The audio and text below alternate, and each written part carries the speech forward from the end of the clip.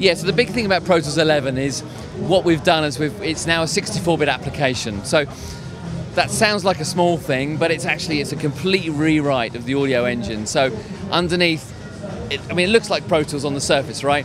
But what's going underneath is a completely new application. So we've got the new Avid audio engine, and we've got the new Avid video engine inside of Pro Tools.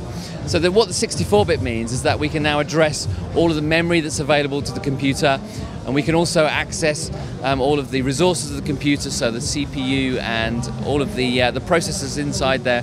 We can access them all incredibly efficiently. If I just show you quickly. So on here you can see my CPU meters. I've actually got an HDX system here, so I've got a bunch of DSP processing as well, but just focusing on the host. If you look on the CPU meter there, I can see all of my 8 cores, and so if I hit play, you see just the CPU usage just goes up a small amount, so incredibly efficient. As part of the engine, we've done some clever things like what we call dynamic processing, whereby if a plugin isn't being used for a period of time, then the CPU lets the resources go and it can be used elsewhere. That's something which you can turn on and off. We've got something called sort of dual latency, which is something which happens in the background, so the user's not aware of it, but what it means is that when you put a plugin into track arm, then it automatically goes into low latency mode for recording VIs and working with audio tracks and so on. And the new audio engine gives us offline bounce, so bouncing your stems or your mixers faster than real time. I could even do an MP3 version at the same time as well. As part of the offline bounce we've done is we've added timestamping to our plugin automation.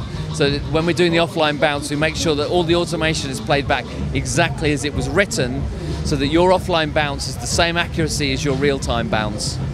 And then we've added a few sort of extra little things in there as well, some new keyboard shortcuts, new things in there to make life easier for the for the user. So what we've done is we've taken the old database engine out, put into a new 64-bit database engine, so it's much faster.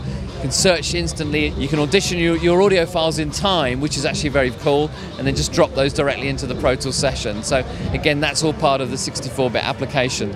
So a big part of this transition to 64-bit has been leaving our old RTAS and TDM technology behind. So that's running AX native and AX DSP plugins.